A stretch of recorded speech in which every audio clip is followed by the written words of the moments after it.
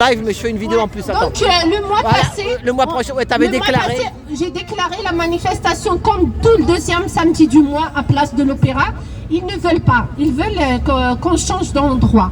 Et moi, je tenais vraiment à garder cette manifestation tout le deuxième samedi du mois jusqu'à ce que tous les enfants seront sauvés en France, jusqu'à ce que la secte de l'aide sociale à l'enfance sera supprimée définitivement et jusqu'à ce que tous les pédocriminels seront jugés et condamnés en France. Donc j'ai déclaré le 12, j'ai déclaré la manifestation le 9 décembre 2024. J'ai eu le récépissé de manifestation le 12 décembre 2024. Donc il n'y a aucun problème. J'ai eu le récépissé. Et la veille de la manifestation, le 13 décembre, à 15h30, j'ai eu l'arrêté que je n'ai pas le droit de manifester à Place de l'Opéra parce que il y a de grandes personnalités qui vont venir à Opéra. Donc, est-ce que c'est un motif pour violer la loi?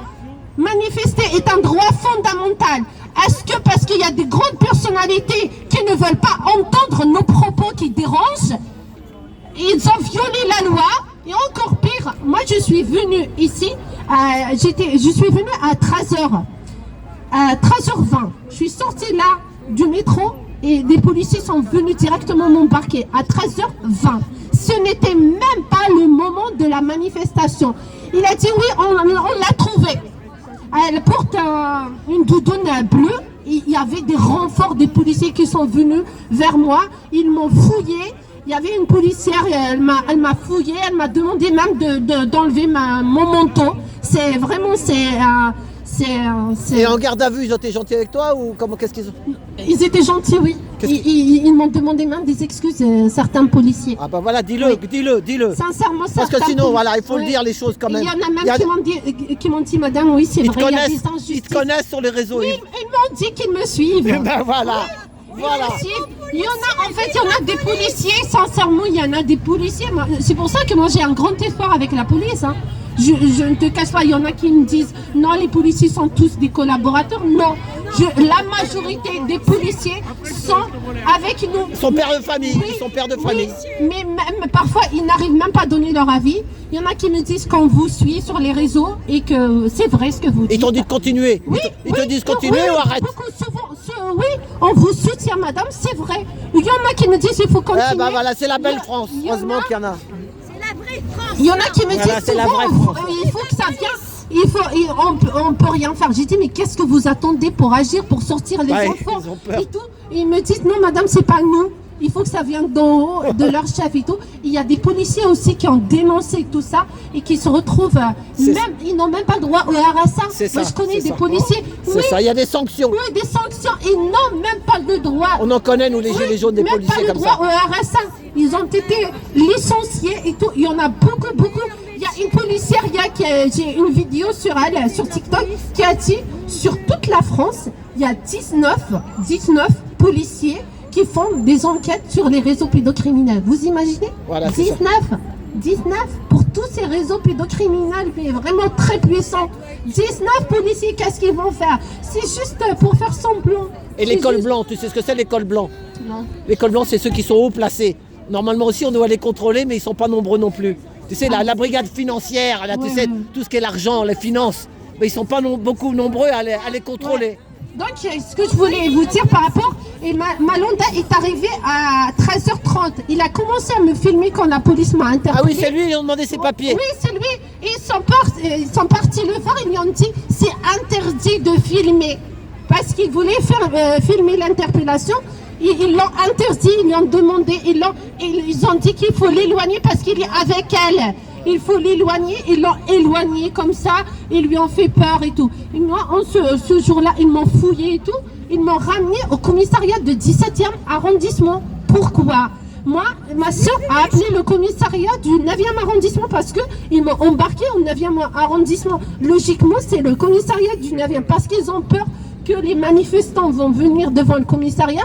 Et je lui ai demandé d'appeler, je lui ai dit j'ai le droit d'appeler une personne. Je suis en garde à vue, j'ai le droit d'appeler une personne.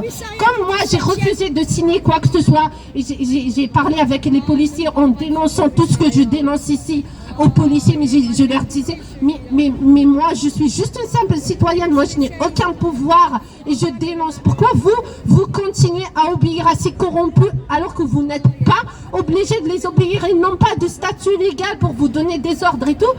Et ils m'ont pris même le drapeau français avec les banderoles. Certains, ils l'ont jeté. Là, ils l'ont jeté par terre. Le drapeau français, c'est moi qui l'ai ramassé. Les policiers l'ont jeté par terre. En cas de violation sur le drapeau de la nation. Oui, je te jure qu'ils l'ont jeté par terre. Et c'est moi qui l'ai ramassé avec les banderoles. Et j'ai dit, vous n'avez même pas le respect au drapeau.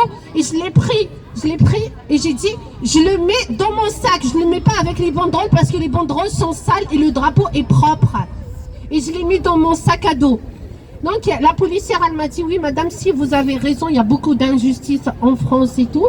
Et j'ai lui dit, vous avez vu, vous avez perdu du temps. Ils m'ont fait des photos, des empreintes, l'ADN. Ah ouais. Oui. L'ADN, ils t'ont fait l'ADN aussi. Tout. On te l'avait jamais fait ça? Si, je l'ai fait 2 fois, c'est la deuxième fois. Ah voilà, tu connais. Bah, ils l'ont déjà. J'ai fiché là. Mais ils l'ont déjà l'ADN. Pourquoi ils leur font? Même quand il est venu me demander, le policier, il a cru que je vais refuser. Parce que j'ai refusé de signer quoi que ce soit, ni de parler. J'ai dit, mais monsieur, vous m'avez... c'est qui déjà? C'est qui m'a mis en garde à vue? Je veux savoir sous ordre de qui? Je suis en garde à vue sous ordre de qui? Il ne voulait pas me dire même pas qui a ordonné ma garde à vue. Je ne savais rien. Je n'ai pas de procès verbal ni rien du tout. Et non, sans aucun motif. C'est juste pour disperser les manifestants. Et encore, je te précise que moi, les policiers de la préfecture m'ont dit est-ce que vous maintenez la manifestation dans un autre endroit? J'ai dit non. Le préfet refuse qu'on manifeste à Place de l'Opéra. On rentre à la maison. Quand j'ai dit ça, ils m'ont mis en garde à vue. Et qu'est-ce qu'ils ont fait? Il m'a dit, vous annulez la manifestation dans un autre endroit? J'ai dit oui.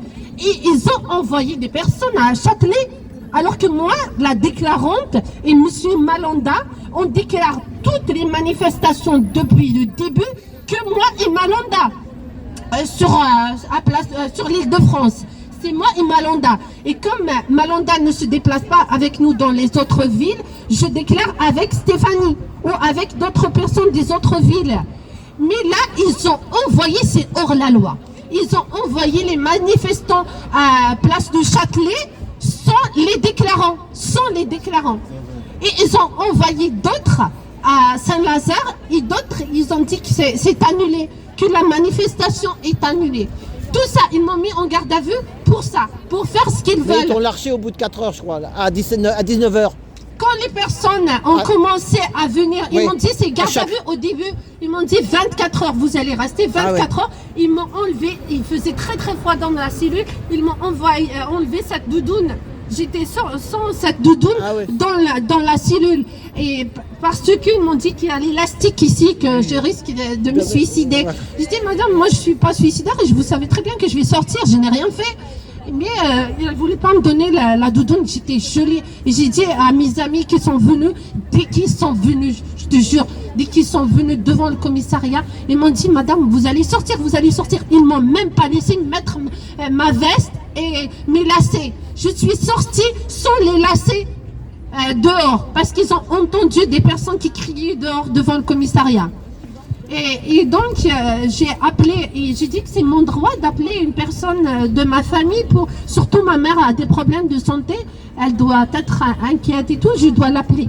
Il y avait une policière qui a accepté, j'ai parlé avec ma mère, je lui ai dit, je suis au 17e arrondissement, et l'autre policier a coupé sur moi, il m'a dit, vous voulez pas obéir, genre j'ai refusé de signer et tout, donc, on n'applique pas. Ici, c'est nous qui faisons la loi, c'est pas vous. Donc, comme j'ai refusé de signer et tout, ils voulaient pas me donner mon droit d'appeler une personne de la famille. Eh ben merci, bon courage. Merci Inda. Voilà. Merci. Oui, vas-y. Allez, on va.